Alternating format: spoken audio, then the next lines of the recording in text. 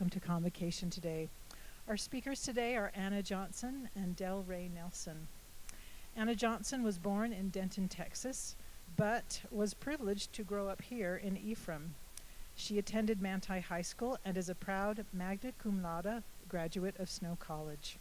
She is currently attending Weber State University and is double majoring in interior design and professional sales with a minor in violin performance. That's a lot of work. Anna has been involved in the Miss America organization for more than 7 years and has served throughout the community and the state as the second attendant to Miss Ephraim in 2019, Miss Pioneer Valley 2021, Days of 47 Royalty First Attendant 2022, First Attendant to Miss Sanpete County 2023, and is currently serving as Miss Sanpete County 2024. Her community service initiative is entitled Inspiring Patriotism, Past, Present, and Future, and it focuses on creating unity in our nation, beginning right here in Sanpete County. Del Ray Nelson was born in Payson and graduated from West High School in Salt Lake City. He deployed to Vietnam in October 1968 after returning home from a mission for the Church of Jesus Christ of Latter-day Saints. While in the Army, he joined the Green Berets, then became a member of the Explosive Ordnance Disposal. During Del's service, he was awarded 2 Purple Hearts, an Army Commendation Medal from the U.S. government, and a Distinguished Service Medal from the Republic of Vietnam. He was praised for his diligence, determination, unrelenting loyalty, initiative, and perseverance. Please welcome Anna and Del to Convocation.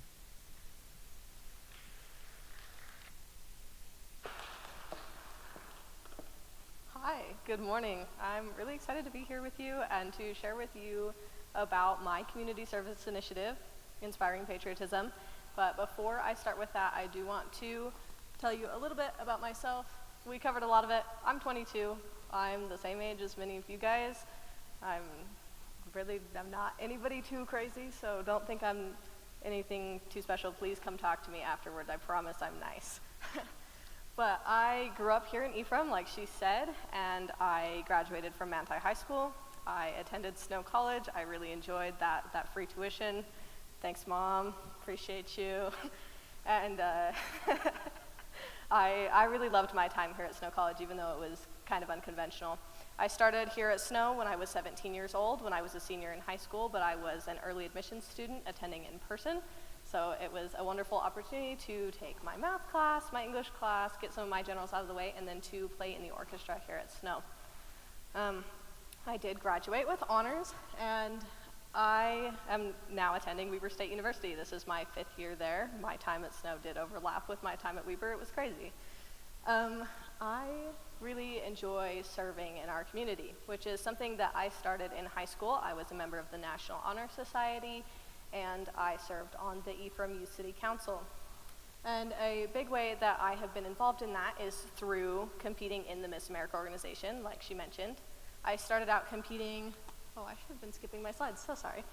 Here's my graduation photo from Snow. I started out competing when I was 14 in the Miss Sanpete County's Outstanding Teen competition because my mom wanted me to practice the violin more and leave the house, so she signed me up. I was really shy, so not exactly the public speaker you see before you today, but I was really stubborn when I didn't win anything my first year, and I am very competitive, so I went back and I tried again, and I still didn't win anything, and I competed for Miss Ephraim, and I still didn't win anything, but then the second time, I got second attendant. So I got to serve our community with that and to get to know the members of our community. I then went on to become Miss Pioneer Valley 2021 and compete at Miss Utah, as well as to serve here in Sanpete County and throughout the state. And then I am now Miss Sanpete County 2024. So as part of this, I've been tracking my service hours since spring of 2021, and we are now at over 800 hours, 400 of which have taken place in Sanpete County. So I really love this county, and I love to serve. So I created my community service initiative, Inspiring Patriotism, Past, Present, and Future. And before I tell you a little bit more about this, I want to tell you about how it started. This actually started out as a project called Operation Red, which stands for Remember Everyone Deployed, and it focused on honoring our veterans and serving our troops and their families. But as I saw the civil unrest that took place in 2020, I knew that there was more that I wanted to do with patriotism as a whole to create unity in our country. So let's talk about what patriotism is, just to start out, so that we all have a base understanding of what patriotism truly is. So patriotism is the quality of being patriotic. It's having devotion to and vigorous support for one's country. My own personal definition of patriotism is wanting the best future for the country, for yourself, and for those that you love. It's wanting to preserve the freedoms that we have and the ways of life that you have, as well as to see change that will improve it for yourself and those you love. How do we feel about this definition? Do we feel like that's pretty solid? Okay. So, I really liked this quote. Patriotism means we should do everything in our power at an individual, local, and national level to ensure success and opportunity are available to everyone, regardless of their identity. I feel like that's the very truest essence of patriotism, because it's not only preserving your ways of life, preserving your freedoms and the things that you care about, but it's making change so that everyone can also enjoy those same things. So, I have this divided into 3 sections: past, present, and future, and we're going to go over what those are, what I'm doing with those, and what you can do to become more involved in becoming more patriotic and creating unity through these things. So, the past is serving and honoring those who have sacrificed to protect our freedoms, our veterans, our active duty military, and their families. And then the present is using our voices to elect representatives that will ensure freedom for all. In short, informed voting. And then finally, the future. That's teaching our future leaders of our country about patriotism, government, and diversity, and how these things can be a strength to us. Those future leaders are us. We are the future leaders, and it's also our children that are in elementary school who are younger than that. It's raising them in a way where they are able to be compassionate and understanding to people who are different from them, to seek to understand, and to be able to understand that diversity can be a strength to us rather than something that divides us. So, this is what I'm doing for the past. Oh, just kidding, I have a quote first. I really enjoyed this quote. This is from a Veterans Memorial in London, actually. And it says, "Honor to the immortal dead, that great white company of shining souls who gave their youth that the world might grow old in peace." So, I know that I have not personally had to go fight in a war. So, I brought somebody who has, and he's sitting right here in the front row, and you'll get to hear from him in a little bit. I'm really excited about that. But here is what I think is important to do to honor and to serve those who have been fighting for our freedoms. So, I like to start by hearing their stories. And this just often comes from just listening. I have had many conversations with many individuals, and I have been able to hear their stories, hear about their experiences, and then I like to take those experiences and share them with the community to give them honor and recognition through a social media series that I've been doing on my Instagram for the last 2 years or so, sharing those experiences and letting others find out more about them. Because I believe that as we learn more about the sacrifices that our veterans have made, as well as their families for us, for our freedoms, and for our country, we gain a greater appreciation and a stronger desire to protect those freedoms for ourselves. So the third thing is gratitude, and I really enjoy just having this be a simple thing. It can just be, thank you so much for your service. It can be bigger than that too, but it doesn't have to be. And that's something that really often means so much to these wonderful individuals who have worked so hard and sacrificed so much for us. It's also important to connect them with the community, because I have seen, as I have befriended many veterans or people who are leaving the military, who are reacclimating to civilian life, they often feel that people don't understand their experiences, and they have a more difficult time connecting with people. So I have partnered with an organization that specializes in doing just that. They provide recreational activities for both veterans and the community to bring them together to help get those endorphins going and to help veterans gain a greater support system in the community. So I'm very excited to be partnering with them to bring an ATV ride for veterans and the community here in the late spring or early summer of 2024. And then additionally, when was I supposed to switch to that? Sorry. This is a veteran I met named Campbell, and he shared with me some of his stories. But it was just very touching to see the nice look on his face when I told him thank you. And I took the time to listen to him, and he was very appreciative of that. So I very much encourage that. The final thing that I have been doing to honor and serve our veterans is fundraising.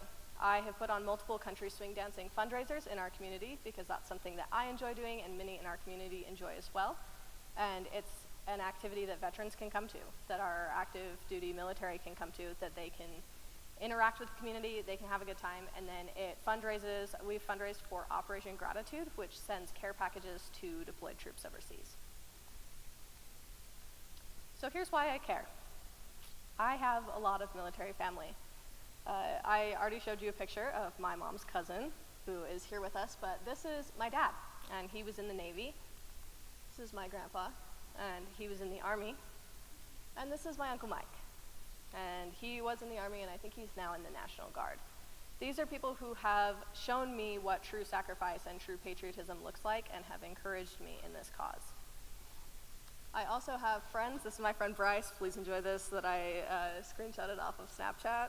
That's why he's making a dumb face. But he has also been encouraging to me because I've been able to be friends with him through his deployment to Iraq and to understand his experiences and to be a support to him during this time.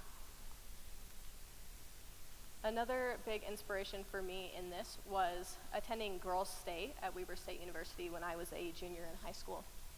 And you can see in this picture we're all wearing the color red, and that is to remember everyone deployed, like I mentioned earlier. While I was at this camp, we got to spend time with veterans to learn about voting, learn about our government, and also to witness the retiring of a flag, which was a very touching ceremony and experience to see how much care that the veterans treated that with.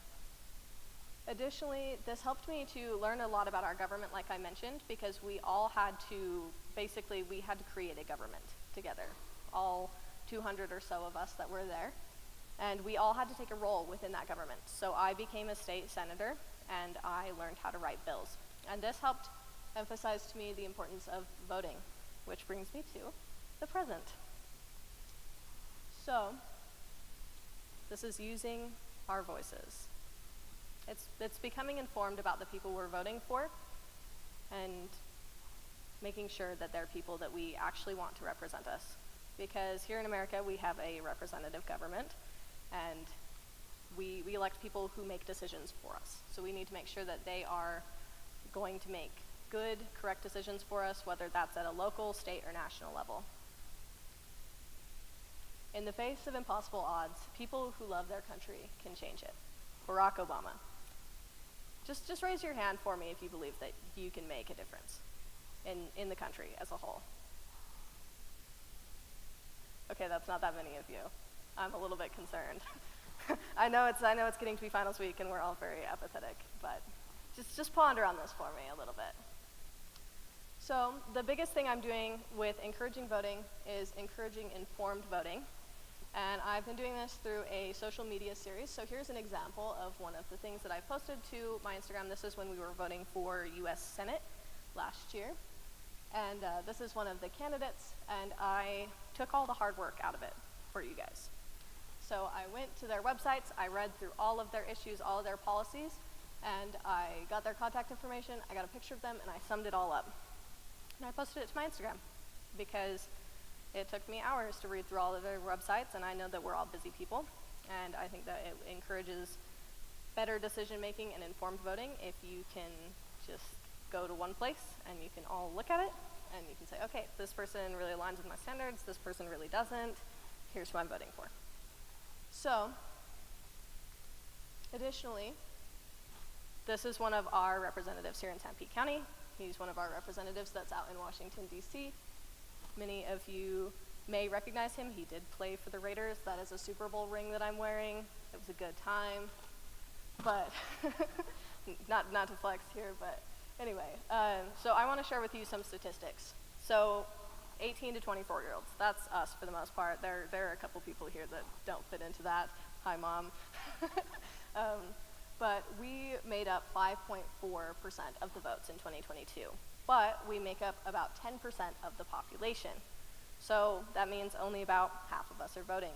So how much more impact could we make if that other, 50% of our age group were to vote? How much would that sway the votes? How much would that make sure that the people who are elected better align with your values and the things that you want to see? Here's me with the governor. Being Miss San Pete, I get to meet a lot of people, but he is another elected official that makes decisions for us. So, what I've been doing to encourage voting in younger generations is encouraging voter registration. So here in Utah, we have this great system of mail-in voting, and it makes it really, really easy to vote. Because if you're registered, they just mail you the ballot, and you fill it out, and you either mail it back, or you drop it in the drop box, like the one behind City Hall. And so that makes it really easy. Additionally, we have one of the very lowest rates, or the very lowest ages, of pre-registration to vote. So you can be 16 and 17, and you can go pre-register to vote if you have a driver's license. So what I've been doing with that is I have been visiting our high schools here in the county to sit there and help high school seniors, juniors register to vote, because it's overwhelming. We have enough on our plates as college students. I completely understand. I'm double majoring. I am also dying with homework and finals and everything else. And voting is often the last thing on our minds. And if something is overwhelming, if we don't understand the process, we're more likely to not do it. So I go sit there with the high school juniors and seniors, and I help them pre-register to vote. And when you pre-register, it means that you're automatically registered once you turn 18, and that the ballot is mailed to you as soon as you're able to vote. So, how many of you know if you're registered to vote or not? Okay, raise your hand if you're registered to vote. Really high. Okay, raise your hand if you're not registered to vote. Raise your hand if you're not sure. Okay, so I want all of you to scan this, and once you scan this, then there's a little link right underneath the top bar that says check if you're registered to vote. I'll stand out of the way so my big head is not in the scanning.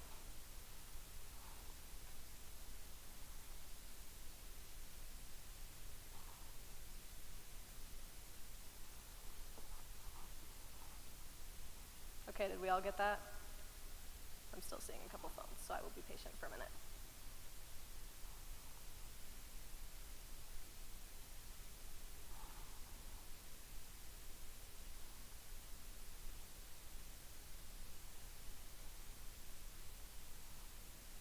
So with just your house number and your driver's license number, you're able to check and see if you're registered to vote.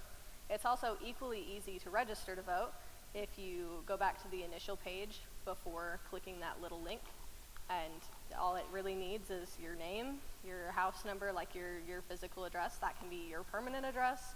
I live in Ogden. I go to Weber State, but I vote for here. I have my permanent address at my mom's house, where I'm more invested in the politics because it's my hometown. So you don't have to put your, if you live in the suites or whatever, you don't have to put the suites as your address. It can be your permanent mailing address, whatever you have on your driver's license. So that gives you the opportunity to vote. And I hope that some of you, if you're not registered to vote, it's really, really easy to do. And I hope that you will do it. Because it's important that we all vote, that we use our voices. So let's talk about how we are preserving our freedoms for the future. Because we are the up-and-coming generation. We are the people who, once we get out of college, we will enter the workforce, and we will one day become the leaders of this country. Right? We may not become CEOs at 23 or however old, but we will one day become the leaders. So, here's what I'm doing. This is a picture of me at a preschool class, I want to say 2 weeks ago. And this is a preschool class in Manti. I'm reading them a book called Don't Forget, God Bless Our Troops by Jill Biden. And this is a cute children's book. And I was teaching them about Veterans Day, about why we should serve and honor our veterans and why it's important. I also enjoy doing presentations about patriotism, like this one, and teaching people in general, doesn't have to be preschoolers, about why we should be patriotic, why it's important to care. Also about veterans, like I mentioned, and then about our government and the way that it works. Because the more we understand the system of government we have, the better we can make change, the better we can preserve our freedoms, we can elect officials that will do what we need them to, and the more we understand, the more we know, the better we can do with that. So, the final thing that I really like to talk about is diversity. And I just want to look at diversity from an economic standpoint for a second. So when we have diversity in a company, in a business, it fuels growth. It adds increased problem solving and creativity, and we get higher revenue. So when people from different cultural backgrounds, diverse qualifications, and experiences get together, they deliver new ideas, new ways of thinking about performance and service delivery, new methods for solving reoccurring issues, and new ways of reaching a wider audience. That's from Forbes. Pretty trustworthy, right? Let's have another one. Organizations in the top quartile for ethnic diversity have a 36% more likelihood of financial outperformance. Diverse companies earn 2.5 times higher cash flow per employee. Inclusive teams are over 35% more productive, and diverse teams make better decisions 87% of the time. And that's from LinkedIn Learning. Those sound like pretty good statistics, right? So let's talk about within Sanpete County. Sanpete County is growing rapidly, and a lot of times we are getting more people from other cultures who are moving into our county. And this has created some misunderstandings as we don't understand the culture that they're coming from, as these people are learning and adapting to our culture and finding ways to assimilate the two cultures together. So something that I have done with this is I have done social media series as well on different cultures. So this is my friend Leah, and her parents immigrated here. She is first generation and she's Polynesian. And so I talked with her about the culture that she comes from, about the culture that her parents have set forth for her as they've come to America, and about the ways that she has incorporated both of those together. And I do this to encourage those in our community to seek to learn more and to gain understanding and compassion for those that they don't understand about. And this has been so important as Sanpete County has been growing. This is my friend Mackenzie, and she is first generation as well. Her parents immigrated here from Mexico. And I always really love this story that she tells. Her name is Mackenzie, not Mackenzie. And her mom, when she gave birth to her, her mom really loved the name Mackenzie. But being freshly moved into America, she didn't know how to spell Mackenzie. And so between the accent that she had and the lack of knowledge of English, we got Mackenzie with a C instead of a Z. And I think this was very interesting.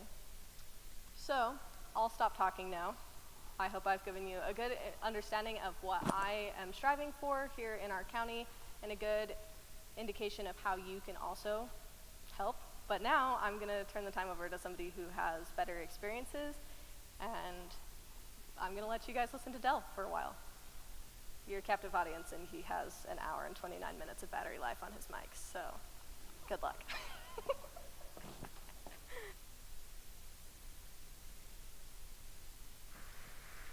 Good job.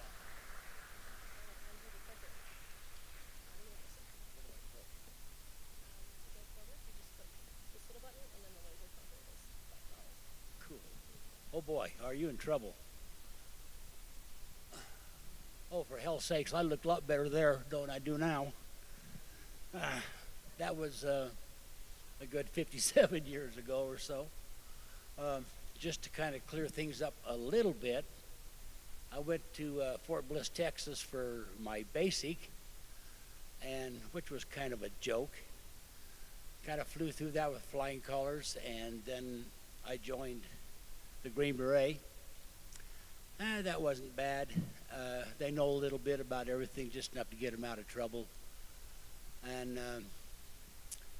in the training, I was kind of a natural when it came to explosives, so they wanted me to join the Special Forces and go into EOD, which I did, and that training was real good. So this little ahead of its time. This here bridge went over the river. We was up all night disarming this bridge. They had booby-trapped this bridge below, and we was standing on the side just patting ourselves on the back. We did a good job, and the damn thing blew up. And the Army Corps of Engineers was really upset with us, but they got over it. You see this train in the background? That's a Vietnamese train, and on the front there's an empty car, and that was just to protect the train in case they hit some kind of a landmine or something. So we can move on here. Oh, okay. So in Vietnam, I had a 5-ton wrecker, which was kind of protocol.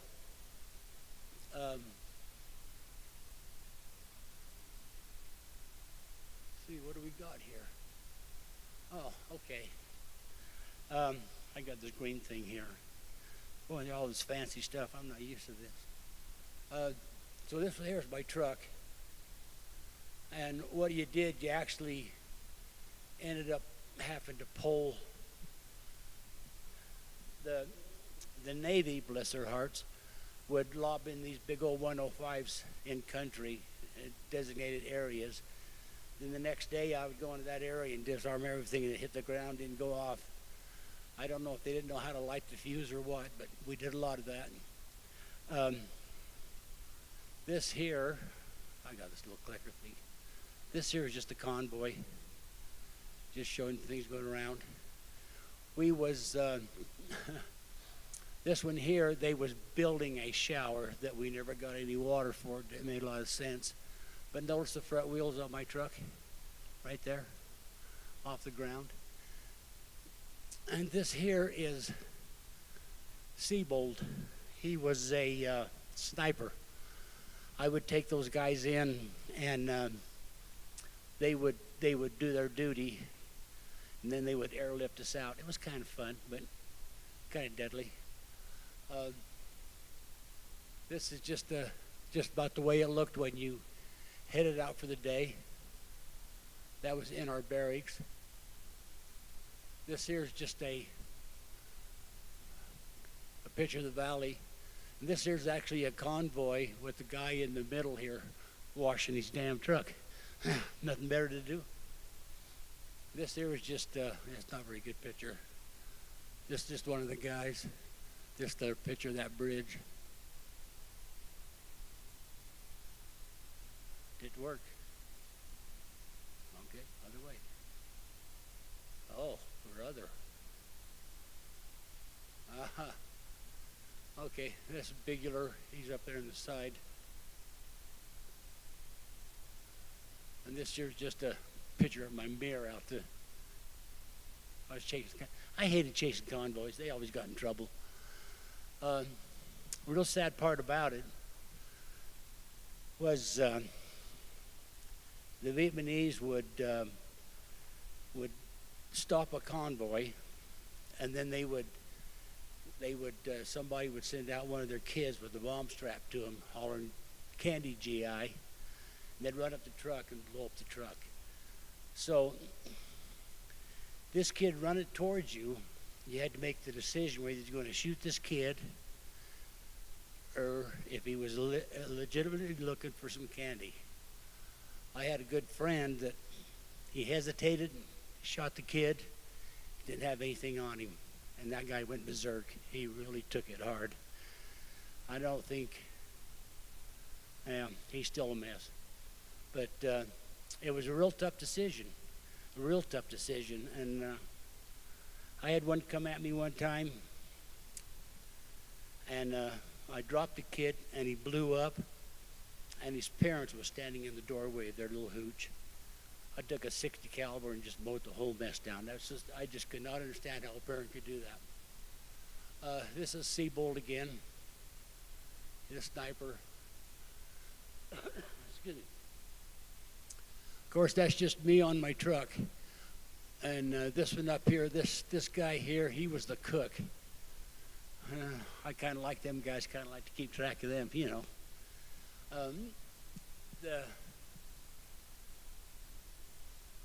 Just some good points of the truck. Here's Seabold. If you look close, all these controls right here, we had a pool table and a rocket landed on it and blew it to smithereens, and so I took all the balls and made handles on my boom control. Nice.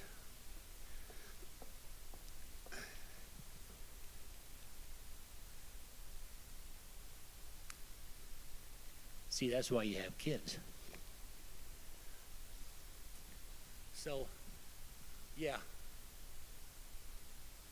I got that right there. I got hell for that, boy. They didn't want me to let anybody know where I was from. But anyway, where was I at? You think here? So yeah, this is just basically, and this was our compound. This was our barracks here. They're all slatted so that air could come through. It was kind of fun.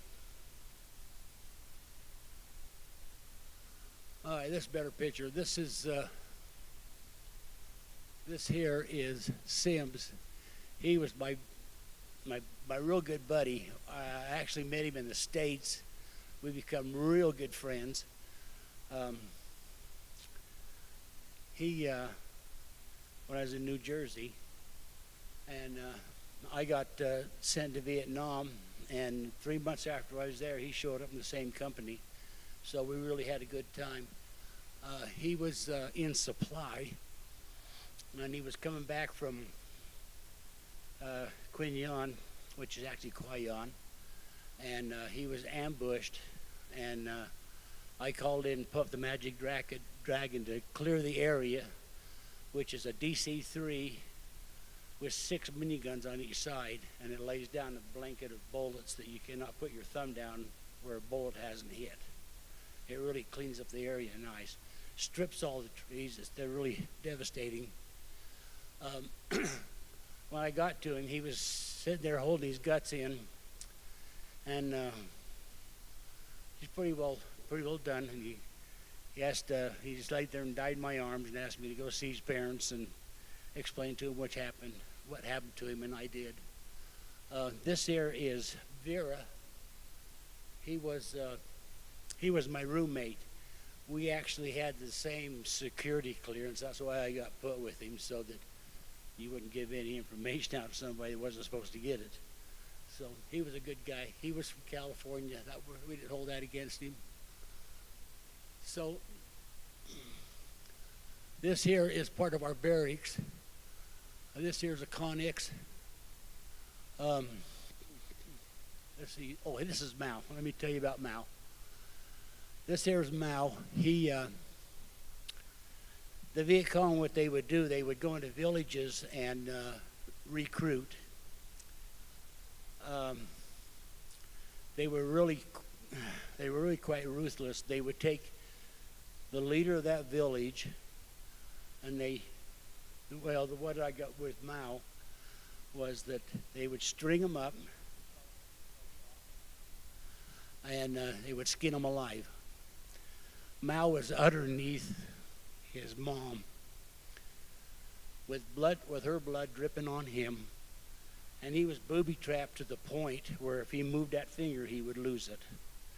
It took me 6 to 8 hours to disarm him, and his sister was in an ant bed, and the ants had already taken her tongue and her eyes was crawling in and out of her mouth and her ears, and so I just shot her because she was already dead, just barely alive.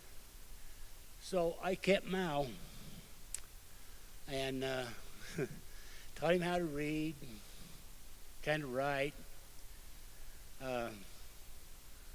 Got a hold of all the proper people, and I actually adopted him, and I had all of his paperwork done and all of his shots done to bring him home. Got the okay from my mom and dad. Whew, it was a mess. And then a week before we was departing, ready to come home, one of the intelligence guys found his sister in Saigon. So we flew down to Saigon and met his sister. He thought that she had been killed, and so he had to make the decision, because at this point he was legally mine. So I left it up to him, and he decided to stay with his sister, which I couldn't blame him a bit. And that's the last I ever seen him. Never heard from him again. So I hope he's doing good. So this is, we had mama-sans that would do our laundry. Right here. This here is the conics. Well, after I got done with Mao, disarming him, so when you get a little bit tired, the military had a real good way of keeping you going, and they'd stick in the ass and shoot you full of this stuff, and boy, you'd perk right up.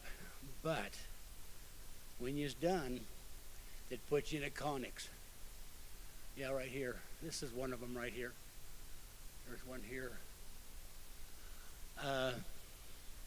Stoked naked, 48 hours, 4 gallons of water, and they would dry you out. That's the longest 48 hours you'll ever spend in your life. So if any of you thinking about doing a little drugging, don't do it. It's going to catch up with you sooner or later, and it's not pretty. So I was stuck in one of those conics 3 times, and it's really devastating. Let's see what we got. Yeah, it's just a bunch of the guys in the motor pool. I mean, in our barracks. Me again. I sure like taking pictures of me, didn't I? Okay, this here is Christmas Day. Mal was pretty excited. Mom and Dad sent some packages home. So yeah, this was an orphanage we brought in to do Christmas with and get him stuff. This here was the headquarters buildings, and you can see here. So it was pretty cool. And this here's just kind of a picture. Every time they would send me out, I was actually assigned to a medical group, because every time they sent me out, I guess they figured I was going to get in trouble. They needed an ambulance there or something. Never did use them. So just a picture inside my truck. And cookie. I haven't got, we had when I first got into the country, I flew into Quinyon, hopped C-131 up to Quinyon, and I was picked up there by these 3 guys to go to Phu Thai, down to our company here, which was about 8 miles south of Quinyon. And as I was going through town, somebody threw a hand grenade into the Jeep.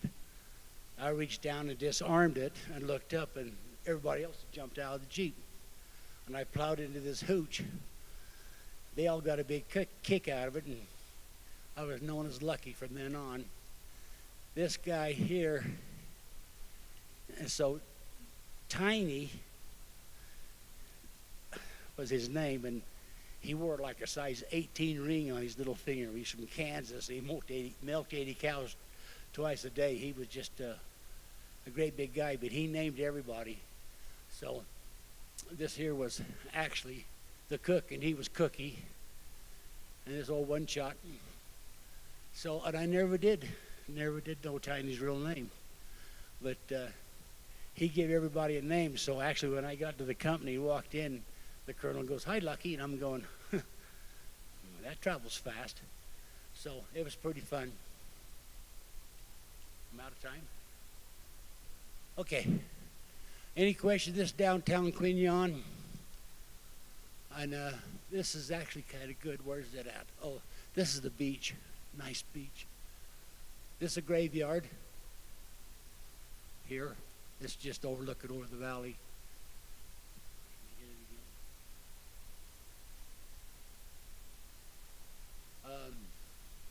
This here was a radio station, and the Viet Cong plastered the dickens out of that, riddled it to pieces. This here is an apartment building. People living above their businesses. And a helipad for the helicopters. Downtown Quignon. Same here, buildings. This is a tanker outfit going out. This here is the Ho Chi Minh Temple, right here. Just a helicopter coming in. This here is a rice paddy. Notice anything different about that rice paddy? No workers in it. That was a good clue because the piranha fish had taken over. You'd walk into it and you'd be ate alive. So we would take a sea ration, throw it out in the water, and if the water bubbled, we wouldn't go in. We had one guy go in and ate him up to his ankles up to his kneecaps before we could get him out. And he was in a lot of pain. So, interesting. So, okay, I got to wrap up.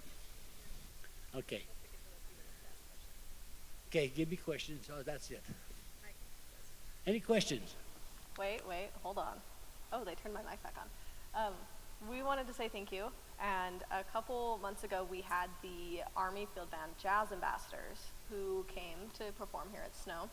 And as I was telling one of them about this, he told me that he had something. And he ran out to the bus and he came back. And so he asked me to present you with this sticker. Oh. And then this is the official Vietnam War veteran lapel pin. Oh, nice. Wow, super. Well, thank you. Thank you. Hey, thank you. Thank you. So we got a few minutes for questions. Any questions? Go ahead and answer. Wait, hold on. Oh my One more cats. thing. Okay, so That sucks. I promise I will let you ask questions. Connect. But these are my Instagrams. If you want to follow me, I would love that. I would love to get to know you guys. You guys are part of Sanpete County. You go to Snow College. Welcome to Sanpete County. We're happy to have you here. And I would love to serve you. So if you have service events, things like that, please reach out to me. And then we're also starting tomorrow, we're starting a campaign. It's a fundraising thing for Miss Utah.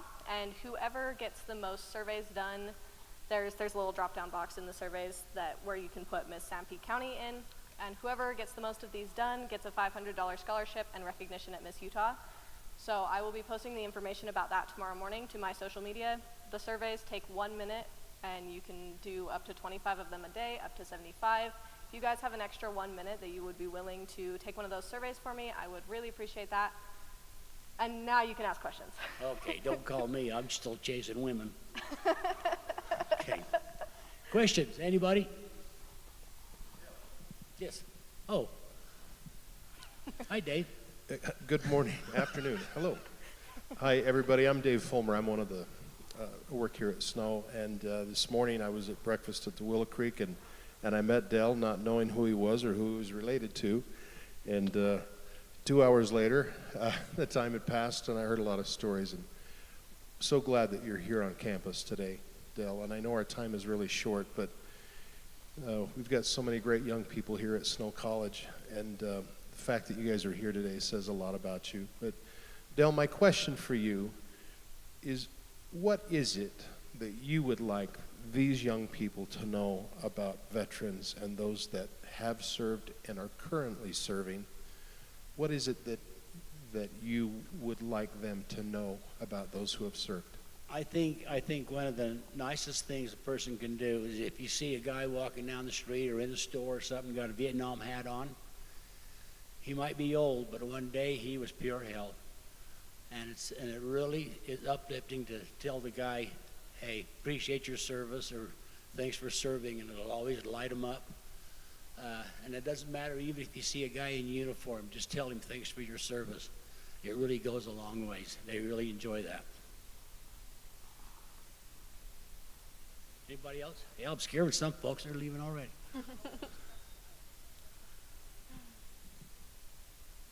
Okay, well, I could talk a lot longer. But So just as we see today in our country, there's a lot of like diversion, people against each other, whether that's like political parties or I don't know, like religion or something. There's a lot of diversity, people fighting. What is something we can do to remember that we're a united people? So this is a question for me. I won't go over. The thing that I have found the most effective is to sit and listen to people. And a lot of times people are really defensive. This is something that's very personal to them. But if you can take that second and say, hey, I really respect your opinion. I want to understand where you're coming from. And just express that to them and seek to understand them, to listen, to learn, and maybe not be like, well, you're wrong because. That's something that I found is really helpful. The more questions you can ask, the better you can be able to understand them. And that helps to create more unity, especially if it's like someone who's in a close proximity to you. Like if it's someone you don't know, if you have a new neighbor, whatever it is, just seek to understand, and then we can have greater unity and understanding throughout the nation. Let's go ahead and thank Anna and Dell one more time. We really appreciate you coming. We appreciate your service. Thank you. If any of you would like to stay after and ask questions, please feel free to do so. Otherwise, please remember to complete the rest of your assignments, including the final survey, which opens up today. Thank you, and have a great finals week.